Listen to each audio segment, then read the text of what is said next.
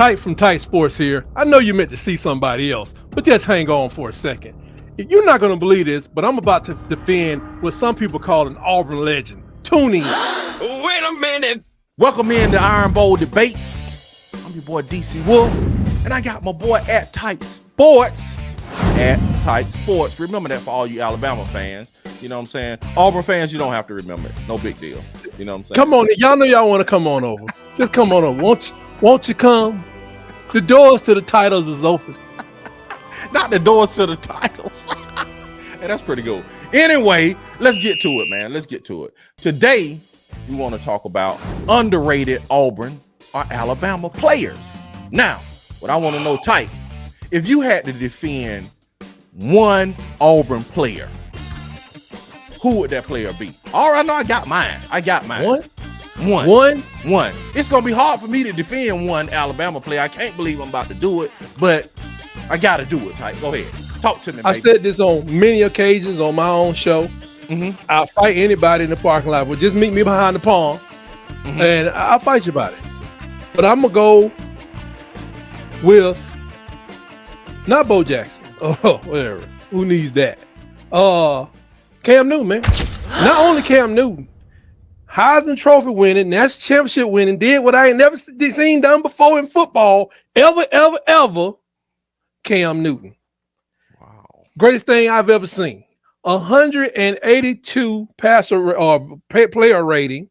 I mean, I don't know how many touchdowns he had. 3,000 touchdowns, 17 million yards passing, and then 9 million yards rushing. Ridiculous.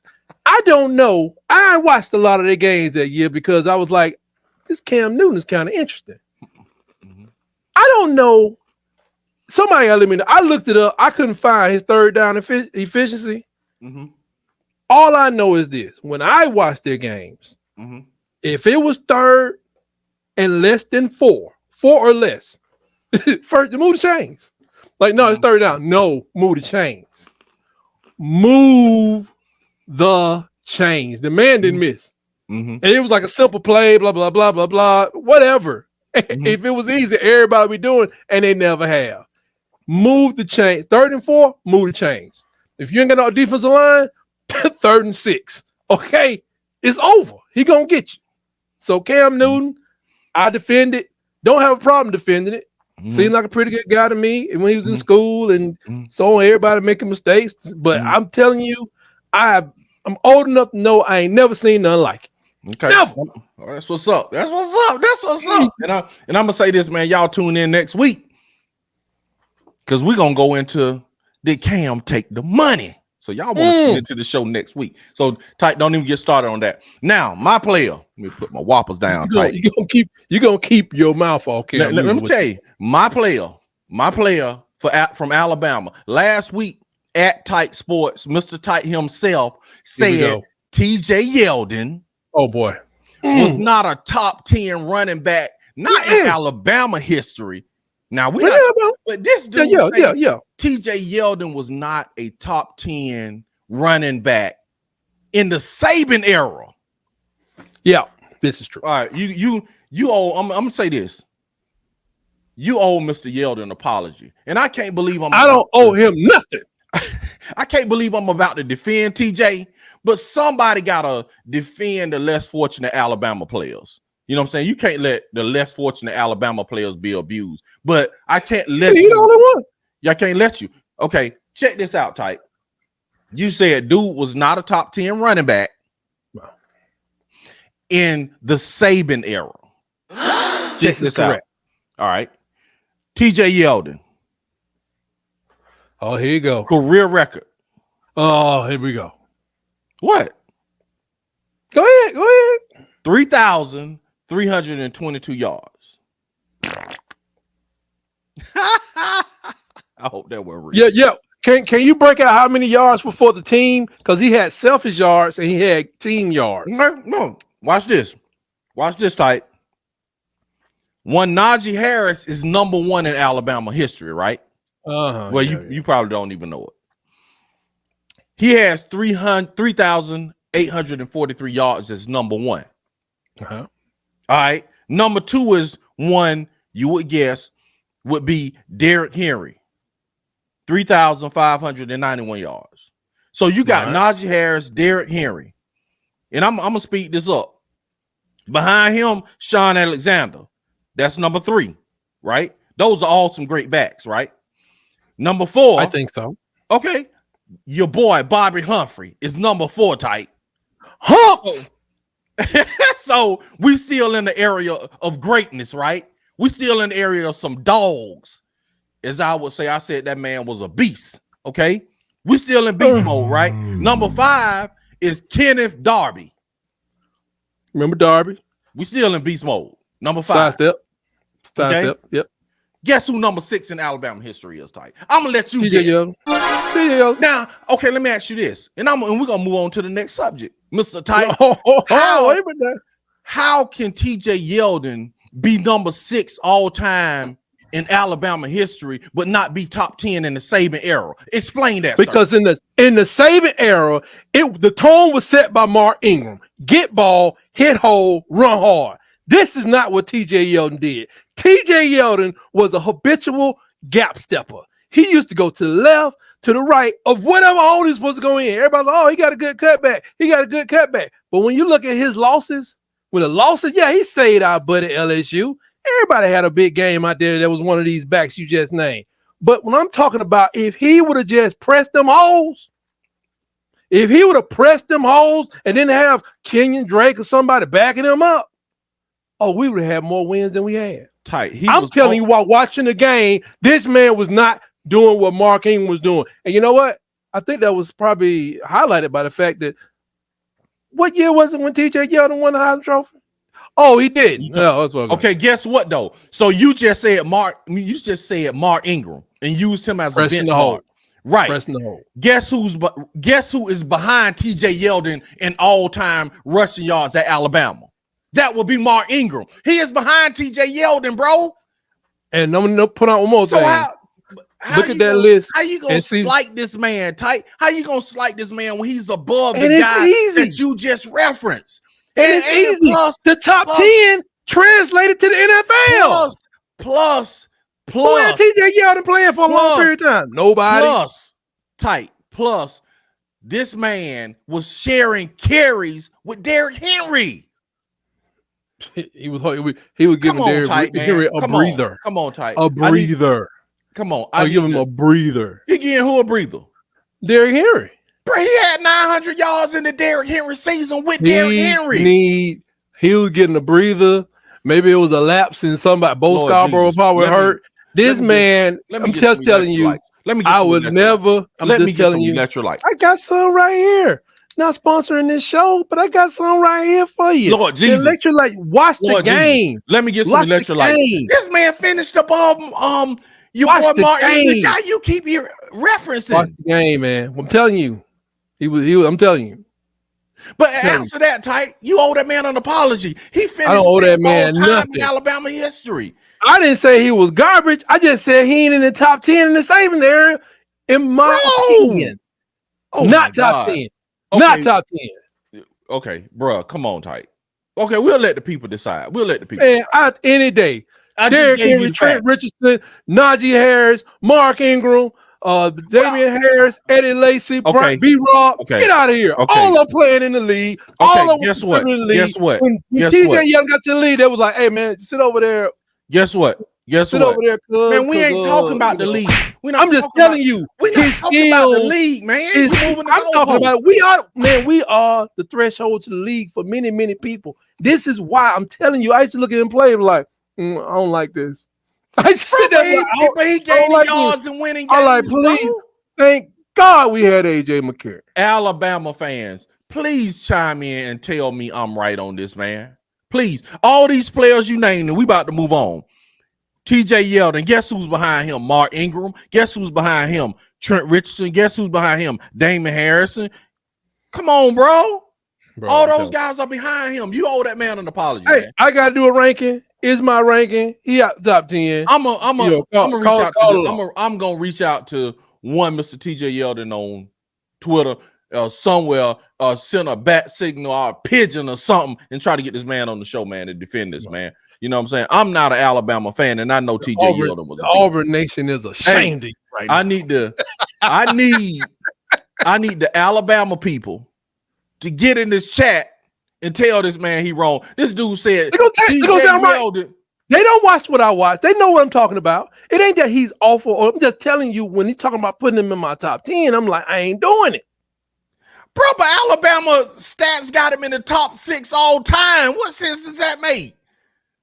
Just because you don't like the man. Well, people always say this. If you take Barry Sanders and put him behind the Cowboys line, he'll have more wins and more Super Bowls than Emmitt Smith. And I can take that. I can believe it. I don't know. But I'm just telling you, it wasn't like he was running behind sacks of potatoes either. Right. Which is why I could not understand why he didn't press the hole more. Why you jumping in the A and jumping out the C? I was wondering, ain't nobody out the C, and they just busting you wide open, brother. It don't matter. I'm telling you. All right, Pike.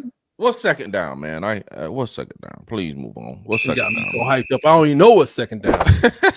What's second down, man? Shoot. Hit me with the second down. Okay, real easy. Do you think the Auburn Nation will regret letting go of Brian Harsin in a few years? What? That's telling you, man. Boy, you made me spit my drink out. What you say? Wait. Slow that down. What did you just say? Will the Auburn Nation regret letting go of Brian Harsin so early? In like in a couple of years, like in 2 years from now, like y'all normally do when y'all fired this guy. Are people gonna look back and say, man, we could have kept Harsin, or maybe we should have gave him another year. Maybe we should have gave him the 3 whole or 4 whole years instead of sitting here waiting, man. What do you think? You know what they call the Brian Harsin era? What's they call it a great potato famine. Oh my God! Like, let me pull out my notes here, Type. Hey man, I'm just saying, man. This is seeming. I'm just saying it's a possibility. This could end up being real Bill Curry-ish. Listen, I don't think Brian Harsin was a bad coach from an XO standpoint. You know what I'm saying? I think he's a pretty good quarterback developer because under him, Bo Nix had one of his better years at Auburn. But really? Bo Nix. Never heard that name before. Brian Harsin, from what I understand, and I don't know the backstory or the why, but the results were under his leadership, we had terrible recruiting, man. Terrible recruiting. You know what I'm saying? And Hugh Freeze even said when he got to Auburn, he was like, it was worse than he thought it was. He said he hadn't realized the roster was like this, and this wasn't a usual Auburn roster. So even Hugh Freeze said it. Check this out. Under Brian Harsin, transition year 21, he finished 19. In 22, his recruiting class was 21. Bro, that's crazy for even just an Auburn recruiting class. Hugh Freeze come in and have to transition from Brian Harsin, and he beat his transition class by being number 18. Then Hugh Freeze in 24 jumps Auburn recruiting to number 10. You follow me? Now, currently, he's number 11. And in 26, he's already jumped to number 6 in recruiting. To 6. Right. 6. Does that have anything to do with the impact of NIL? It may. But NIL, think about this. NIL was around with Brian Harsin. But Brian Harsin, how many years? I don't know. He was in, I think it was maybe the first year, was it? Okay, first year. Second? Yeah, right. Okay, Second but check this out. Instead of Brian Harsin, from what I saw, taking NIL how some schools did and ran with it and was like, man, we're going to take this thing and just run with it. He was like, yeah, we're going to wait till the administration figures this out in there. Bro, it's wide open. Get the bag, pay the players. Let's go. Worry about the rules later, man. What you talking about? We're gonna see how the school is gonna handle this. Well, there were no rules. What I'm saying, there were no rules, so you could just run. I'm talking about down the road, because I'm just saying when Bill Curry was 75, 92, 10-2, he was 26-10. He could not beat Auburn. and they let that man go. And you know, the rest of the story was it was pretty flat till Stallings showed up. Real flat. So I'm saying it's obvious that no one knows what it takes to win in the Grove. When you look at what's going on in the Grove down at Ole Miss, you had the Kandichi stuff, and it wasn't just Kandichi. It was, you had these other scandals. I won't bring up nothing. You had Kiffin down there cussing at people. If your program is willing to, he was cussing at somebody, whether you agreed or not. I'm talking about the phone thing you put up. But go ahead, man. No, go ahead. I was. Come on, my man. head and my I was itching. I was itching at the same time. Come on, man. So, I'm just saying, man. But if your I need to put on a credit card? But go ahead. I'm just saying, if your program is unwilling to stoop to the level that they do at the Grove, then how you don't know how good his tenure may be when he was down there beating Saban. Why was he beating Saban? Why? You know? Tell me why he was. I don't know. Because you don't know because he did anything to get players. Yeah, but people may assume that he was beating Saban because they were paying players. Now that's legal now. It's legal now, right? So that's still can be some rules, all right. If you I don't know NIL, man. It ain't really no rules because they had Florida State. They had a rule. They took Then they took it back. They took it back with the injunction, with the Tennessee injunction, bro. Right. They was like, man, you can go and just get high school players and get them money now. So they just stealed all that. But if they they're still doing this stuff with Michigan. So there's some rules out there that be broken. I guess those rules matter. And what I'm saying, Harsin was 6-7. He was 3-5. He got fired. You don't know if he was going to finish 8-5 or 7-6, right? How many wins did you pick up, or will you pick up for this 15.3 that they paid this dude? What was it worth it? We'll see. We'll see because I know you like him because he brought in your favorite quarterback. I know Nick loves his favorite quarterback that went out and got. They spent the money. They did this. He wheeled and dealed, and they came back with a quarterback that that's going to set things on fire next year, right? Maybe, hopefully. That's a championship. Yeah. Hey, but the thing about this is, right now, if you look at the tenure right now at this point, right now, if you look at the tenure right now at this point, what he did and what Brian Harsin did would be parallel if Brian Harsin recruited. If Brian Harsin was recruiting at this level, I think Brian Harsin would be still there. You see what I'm saying? The program, bro, was decaying from a recruiting standpoint, and that's not sustainable in the SEC, bro. I think Brian Harsin, to a degree, thought he could bring the boys' mentality, outwork everybody, and outcoach everybody. Bro, Kirby Smart said that doesn't work in the SEC. You got to have the Jimmies. Jimmy's Joe. You got to have the Joes in the SEC. So and the X's and the O's. You follow me? And now Kirby Smart is saying this, but you think you're going to come in and just outcoach everybody? It don't work like that. You got to have the players. You got to recruit. You got to be a dog on the recruiting trail, man. So we're saying that at this point, you guys are the best Harsin could have been is 8-5, like his last year. Y'all gonna beat that mark 8-5. He wasn't. I'm just saying that's the best. The math says. The math says. No, this is just math. The best he could have been is 8-5. You're saying Freeze going into his second year, he's definitely going to beat that record. You're not doing that. You're not about to give Brian Harsin an 8-5 record. I'm not about to do that with you. Y'all gonna be 7-6. No, I'm not about to do that with you, bro. But you're gonna be better than 7-6, right? I'm not about to give. You're gonna be better than 8-5. So you trying to give Brian Harsin? No, you trying to do some old Las Vegas magician stuff. I'm not doing that. No, bro. You're not about to give Brian Harsin no 8 wins on me like that. No. I'm just saying it can't be no worse than this. No. So you're saying Brian Harsin was gonna be 3-8? I don't know. I'm not gonna let you give him 3 wins either. We don't know. Won 6, but he won 6 before. And what does that mean? He won 6 the first time. What I'm saying, what does that mean? Brian Harsin that season was either gonna win 6, 7, or 8. What does that mean? I'm asking. Hugh Freeze is going to be better than 6, 7, or 8, right? For $15.3 million. Listen, and I said this last week. Hugh Freeze got to win 8 games this year. Well, I ain't gonna say what he gotta do. I'm saying what he needs to do this year is win 8 games. He needs to win 8 games. I'll stick by that, man. What will he win, in your opinion? We'll do that later on. Early. Yeah, y'all. Everybody tune in. We're gonna pick the schedules. You know what I'm saying, and we'll talk about how many games Auburn gonna win. We'll save that one. How about that? I had him in the rope. I had him in the rope. He was like, hey, the bell ring.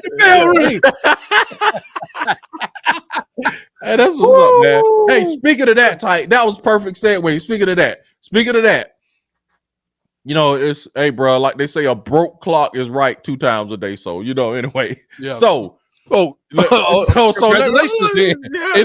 that in mind, congratulations. So yeah, broke clock right 2 times a day. So hey, it is what it is, man.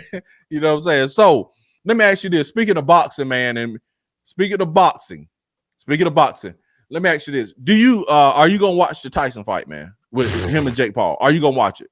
Are you interested at all? As long as I'm alive, yeah. Okay, let me ask you, do you think it's gonna be a real fight? I think it's going to be a real fight to Jake Paul.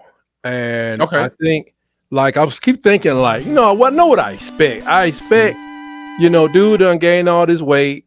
It's going to make him less mobile. It's going to make him more like a punching bag. And I think he's going to get hit. You just don't. It's like that Roy Jones thing, the exhibition they did a couple years back. Roy was like, just the way he hits is just, it ain't normal. Mm-hmm. You know, it's not normal. And this dude been fighting people, but he's been fighting regular people. He really hasn't fought too many boxers, I don't think, but definitely not a Mike Tyson. You know, arguably one of the hardest punchers ever. You got to go back to like Joe Frazier and George Foreman. You got to pull up some names before people, Ernie Shavers, before you even get to talking about how hard this man hits. But I was thinking, like, what if Jake Paul wins? What if he wins big? What if he have Mike Tyson laying in the middle of the ring in his own biomatter? What are we gonna think? Jake Paul's abusing the elderly, or great? Who gonna cheer for that? Nobody. Then he made a mistake to me. Jake Paul agreeing to a 2-minute round. Mm-hmm. Bro, if it's one thing I can say, like if you at Walmart, you get just a chance to fight, not go to firearms or something. If you got to fight with one of these young folks, all the old men always say, now that I'm in the old man club, gotta make this quick. You know? We can't be going, you know, we're in the frozen foods, and then we over in the milk, then we over in no. This need to be a 1 round. we going for joints, we going for breaks, we going for knockouts. That thing going to, man, he need a 5-minute round so that dude can get tired and be like hand on rope, like, wait a minute, young buck. I just think that's a mistake. So that's my opinion. I think, you know, Tyson gonna be Tyson because he don't have to do it for that long. 6 minutes in the ring with that dude is enough. Whether you winning, you may be winning and be like, hold up, I got you on points, but wait a minute, hold up. Hold on, I'm bleeding in my stomach. Hold on.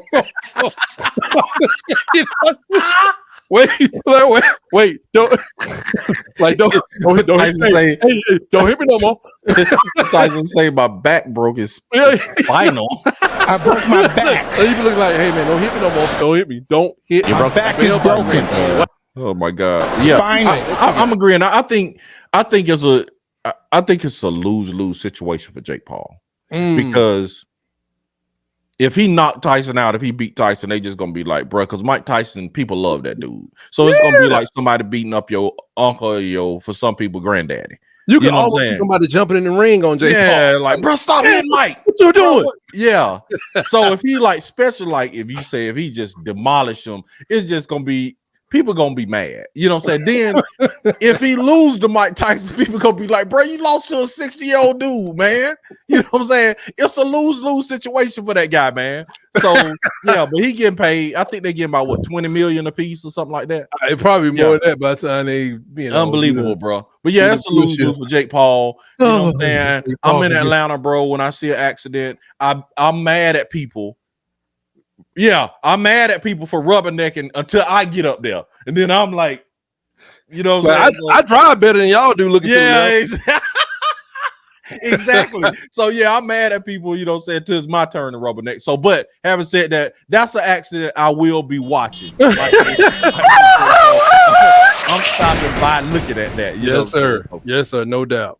All right, man. Let's go. We ain't even keeping up with the downs or nothing like this. But yeah, just that quick, man. We done went 3 and out, man. We on 4th down, man. Fourth down, man. Let's see. Let me ask you this, DC. Okay. How much would it cost for you to agree to only watch your most hated rival for the rest of your life? I ain't just talking football. I'm talking like, you know, basketball and softball, gymnastics. You can't watch nobody but your most hated rival. How much would it cost for you to do that? I'm looking at them right now. And you cannot do anything orange and blue on your TV screen. You can't even watch Graduation. So you say I just have to watch Alabama. All I can watch for the rest of my life is Alabama content, Alabama sports. Or you know, yeah. As far as like, that's my that's my most hated rival, man. For a university, yeah, that's my most hated rival, man. Alabama. Right.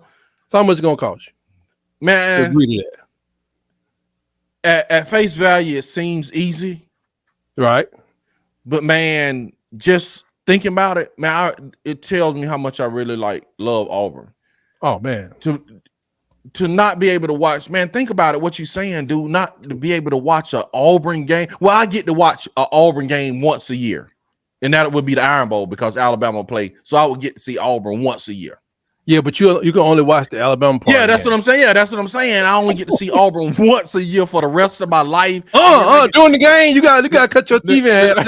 Then I watch. You gotta put some cardboard on your screen.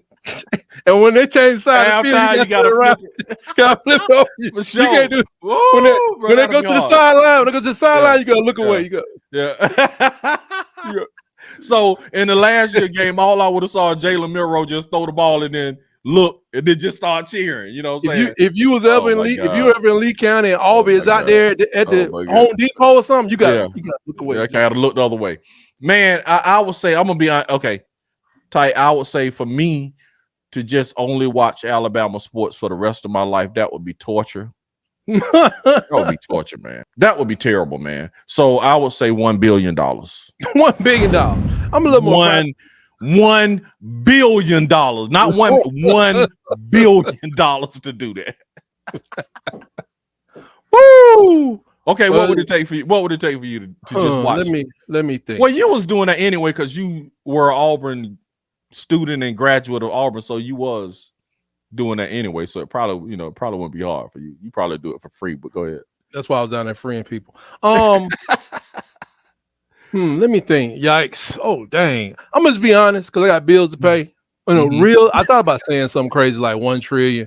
Yeah. It would take me $5,000 per football or basketball game, and $500 for all under sports.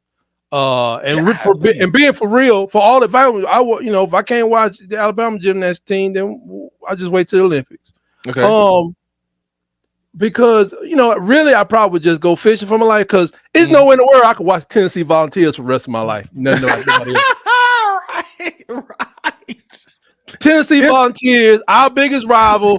I could not even think of watching that ugly orange and with that flea bag of a dog sitting there, just staring at me, talking some. Hey, you remember when they had it with the blanket on in the rain last year? That was hilarious. Like, man, somebody come free this dog. I'm thinking like that. What's that song with Sarah McLachlan? Every time I see that dog is being held high. Like the Ugga and them dogs at Mississippi State, they be looking all happy and stuff. Yeah. That dog down at Duval Nation, that's ugly, man. That's ugly, man. I mean, that's why you ducking on Tennessee dog, man? No, man, okay. That dog need to be released, man. Okay. Okay, let me ask you this. No, give me your price. You did all this $5,000 a game and all this. What is the total, man? Oh, so that would be like $65,000 a year, and for the other stuff I watch, probably about $100,000 a year. So you do for 100,000 a year, bro? That $100,000 a year. okay? Yeah. And I believe you would, but by year, I'm hoping Mr. Beast hear this and then he come in and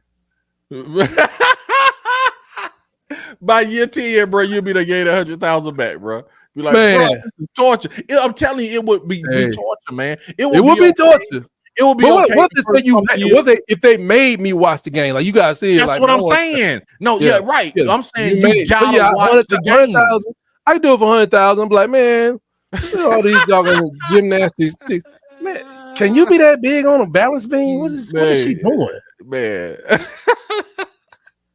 Why is this girl running backwards down the third baseline on the softball team? What's wrong with them? Hey man. Hey. Speaking of that, let me ask you this, and we're gonna overtime this, and we're gonna go.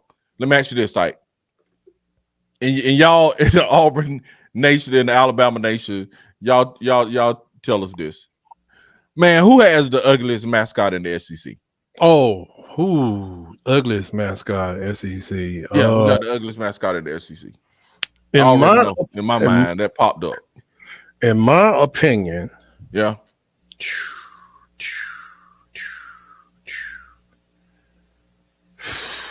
I hate to say it, and people can take it how they want to take it.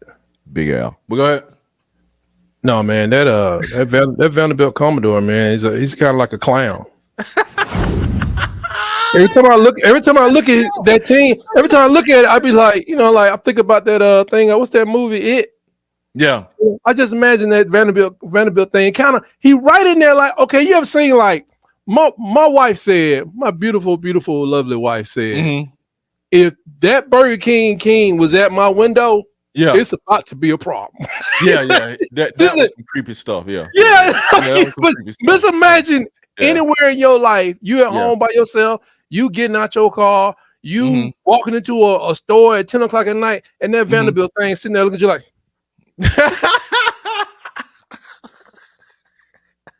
tell me you ain't reaching for your knife. I'm reaching for my knife. Man, my one, man, I ain't gonna lie, bro. And the Missouri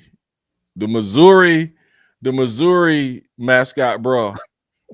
The Missouri mascot, I'm serious. It looked like a hobo bomb that just you know how they used to have the cartoons with the hobo and he get off the train and he had a bag on the stick. Yeah. He looked like the Missouri mascot looked like a bomb, man. I'm pulling him up right now. I gotta look him up. Look at it, bro. He looked like a bro. He looked. I'm like, bro, y'all need to get a new mascot suit, man. That thing is terrible, man. He like an alternative university, alternative school Auburn. Exactly. He like if you send Auburn to alternative school and don't make him read, and don't make Auburn read, make him sit down all day, 12 hours a day, just sit there in the chair, and then 10 years later you let him out. Man, for real, man. I'm telling you, man. He looked like an Aubrey that went to prison. Yeah, he got a look on his face like 30 years. Yeah.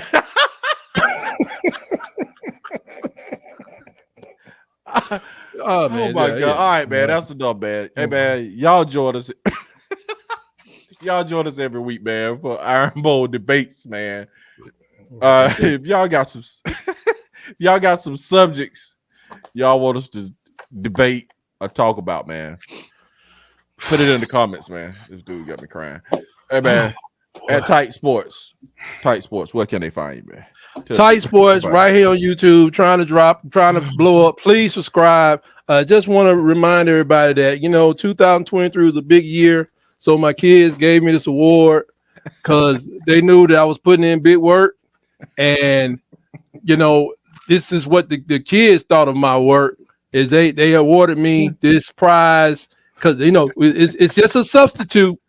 It's just a substitute for the real thing. The real thing's coming with your help. Please subscribe. It's just something to get me over, and I've heard word in the academy. That's the academy at my house. That there's another award that's going to be that I'm creeping up on another award from my children. I mean, love them so much, man. So we doing with your help. We going to the top, or at least right around the suffix. At least, right? Yeah. Shouts out, man. Shouts out. It's the thought that counts, man. You know what I'm saying? I could tell that one was from the heart, man. And me, I am DC Wolf. You can find me at Auburn. Put the underscore so you can find me at _Auburn _addicts. Please subscribe on all platforms. Yeah, man. Please subscribe, man. Check us out. And thank you so much, man. I'm so grateful. Yes. We just crossed 500 subscribers, man. So that's for adding them virtual, all them virtual puffs for all the Auburn fans. Really paid off. He got the guy with the lotion in it. It's the guy with the lotion in the puff. Oh man, come on, man. You gotta be an Alabama fan, man. Man. Auburn is the best, one of my greatest moments. It's the best mediocre programs you gonna ever man. Even that he can't even just let me have a 1 second. Hey, everybody, you gotta be an Alabama fan. But anyway, thank y'all. 500, man. First 500, man. We expect them many more 500s. And like I said, because we got 500, man, we're gonna start taking live callers. Oh, yeah. So check me and Nick out on Sunday. We're gonna do Alabama Auburn Addicts. Burners ready. We're gonna do Have You Heard Sunday at 6 p.m. live. Whoa, we're gonna take live phone Alabama calls. Get your burners ready. We ain't having all that, man. We ain't having all that foolishness, man. I got a comment. We're gonna keep this thing rated G, man. You know what I'm saying? We'll keep this thing rated G, but we're gonna take live callers, man. So this should be really interesting. Until next time, Tight. What you want to say to the Alabama fans? Y'all go follow Tight Sports. Roll Tide, everybody. Let's get ready for a successful season. Looking to go 11-1. Forget what the haters say. We going back to the playoffs, baby. Roll Tide.